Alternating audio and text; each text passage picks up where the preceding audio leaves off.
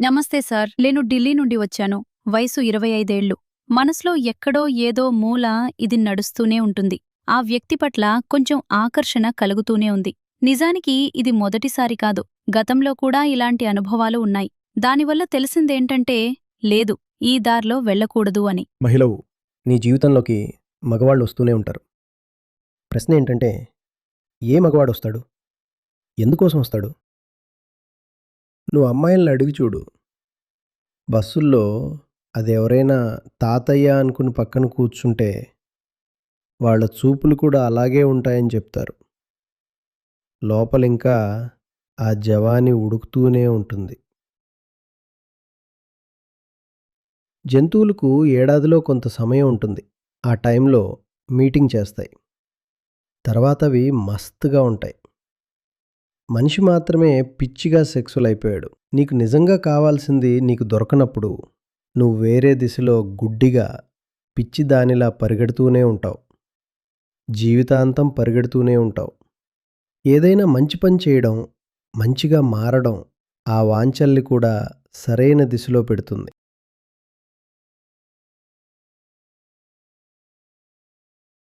నమస్తే సార్. నేను ఢిల్లీ నుంచి. 25 ఇయర్స్ ఓల్డ్.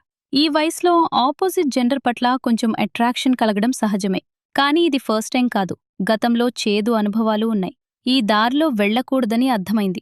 నా వంతుగా నేను కమ్యూనికేషన్ కట్ చేయటానికి ట్రై చేస్తాను. దూరం మెయింటైన్ చేస్తాను. కానీ మనసులో మాత్రం అదే నడుస్తూ ఉంటుంది. ఆ పర్సన్ థాట్స్ వస్తూ ఉండటం వల్ల ఏ పని చేయలేక పూర్తిగా స్టక్ అయిపోతున్నాను. దీన్ని ఎలా డీల్ చేయాలో నాకర్థం కావట్లేదు. ఏదో ఒక పని కాదు, గొప్ప పని చేయి. మంచి పని చేయి. దానివల్ల 2 లాభాలు. ఒకటి, మనసులో వాంఛల అలజడి పుట్టదు. రెండోది, మంచి పని చేస్తే నీ కోసం నువ్వు మంచి మనిషినే ఎంచుకుంటావు. మంచి పని చేయడం వల్ల నీ ఆలోచనలు మారి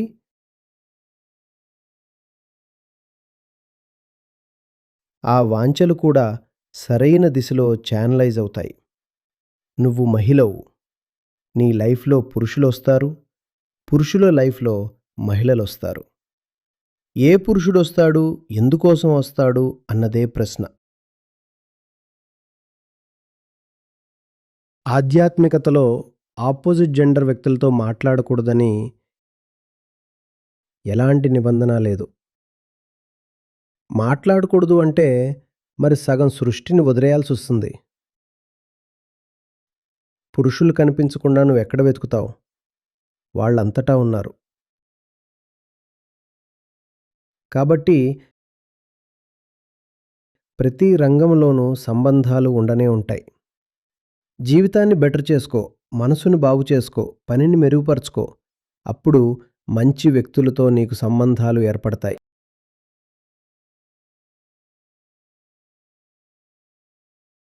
చూడు, మన సెక్సువల్ డ్రైవ్ అది సహజమైనది కాదు. అది ఒక రకమైన ఆధ్యాత్మిక లోటుని భర్తీ చేసే ప్రయత్నం. అది కేవలం ప్రకృతి సిద్ధమైనదే అయితే జంతువుల్లో ఉన్నంతే ఉండాలి. జంతువులు ఎప్పుడూ హైపర్ సెక్సువల్గా ఉండవు. వాటికి ఏడాదిలో ఒక టైం ఉంటుంది. అప్పుడు కలుస్తాయి. తర్వాత అవి మస్తుగా ఉంటాయి. ఎగురుతూ, పాడుతూ, తింటూ, పడుకుంటూ ఉంటాయి. మనిషి మాత్రమే పిచ్చిగా కామంతో నిండిపోయాడు.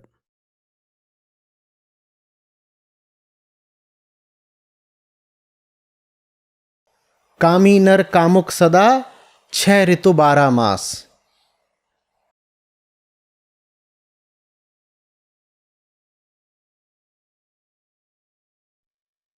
మనిషి మాత్రమే 6 కాలాలు 12 నెలలు ఇదే ధ్యాసలో ఉంటాడు.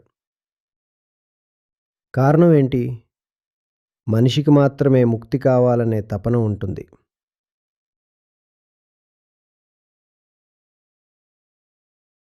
మళ్ళీ మనిషి మాత్రమే ఎప్పుడూ కామంతో ఉంటాడు. ఇప్పుడు ఈ రెండిటినీ కలిపి చూడు. నీ ముక్తికి సంబంధించిన కార్యక్రమం సరిగ్గా సాగనప్పుడు దానికి బదులుగా నువ్వు సెక్సువల్లీ హైపర్ యాక్టివ్ అయిపోతావు. జంతువుకి ముక్తి అక్కర్లేదు కాబట్టి దాని సెక్సువల్ లైఫ్ ప్రకృతి నియమాలకు లోబడి ఉంటుంది.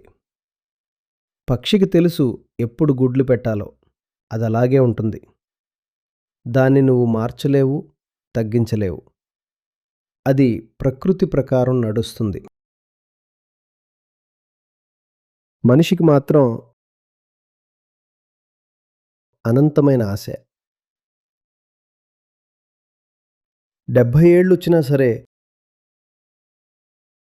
మెడికల్ ట్రీట్మెంట్ తీసుకుని మరి ఇంకా ఇంకా అనుభవించాలి అనుకుంటాడు. ఎన్నో రకాల మందులు వాడుతుంటాడు.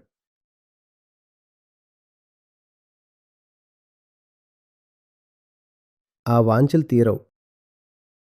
ఎందుకంటే అహంకారం చావదు. అర్థమవుతుందా? నీకు నిజంగా కావాల్సింది నీకు దొరకనప్పుడు నువ్వు కళ్ళు మూసుకుని వేరే దిశలో పిచ్చివాడిలా పరిగెడుతూనే ఉంటావు. జీవితాంతం అదే చేస్తావు.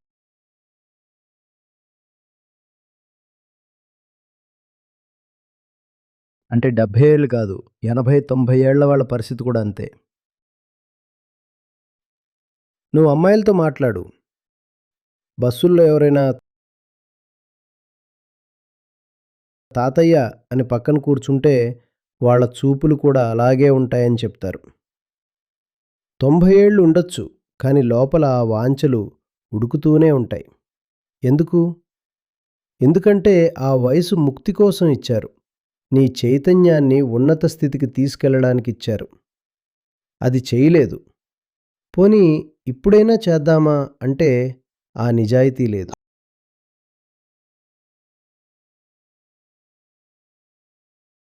దానికి బదులుగా ఏం చేస్తున్నారు? Sexual adventures. ఎంతోమంది వచ్చి ఇదే అడుగుతుంటారు. కొందరు భావోద్వేగమని, కొందరు నేరుగా శరీరం అని అడుగుతారు. సమాధానం ఎప్పుడూ ఒకటే. నువ్వు దేనికోసం పుట్టావో అది చెయ్యి.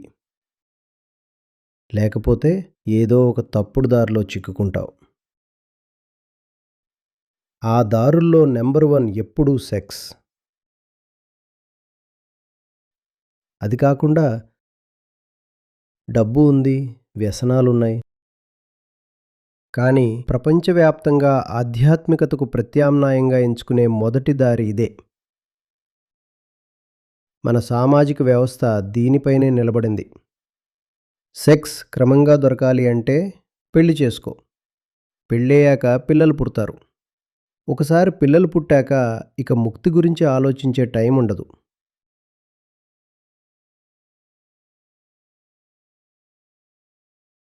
అక్కడే చిక్కుకుపోతావు.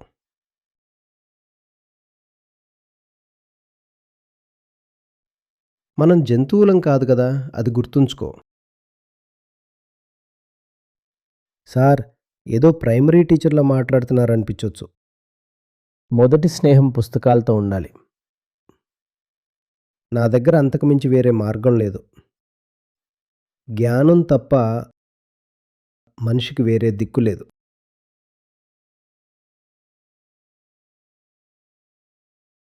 జ్ఞానం అంటే జీవితాంతం ఒంటరిగా ఉండిపోతావని కాదు.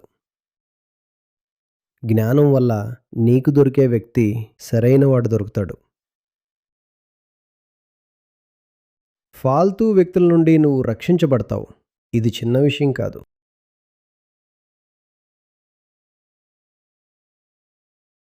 మంచి సినిమాలు ఉన్నాయి కదా, ఎందుకు చూడవు?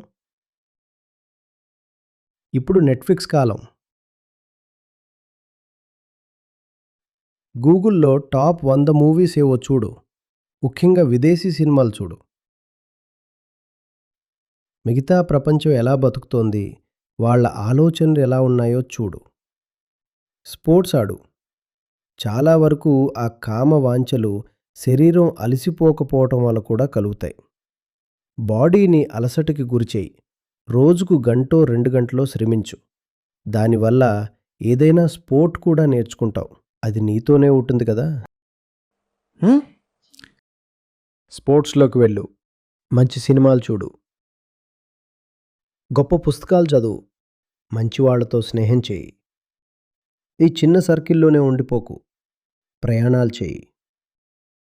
వీలైనంత వరకు దూరంగా వెళ్ళు, వేరే సంస్కృతులు ఎలా ఉంటాయో చూడు. వీటన్నిటిలో టైం స్పెండ్ చేస్తే నీ ఈ అమ్మాయి అబ్బాయి ధ్యాస తగ్గుతుంది. అబ్బాయితో రిలేషన్ తప్పు కాదు, కానీ 99% తప్పుడు వ్యక్తులతోనే మనం బంధాలు ఏర్పరచుకుంటాం.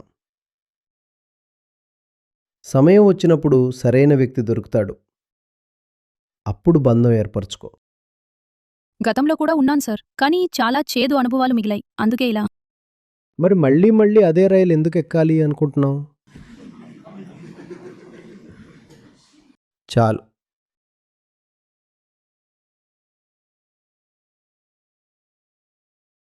ఇప్పుడు పుస్తకాలకి ఒక ఛాన్స్ ఇవ్వు.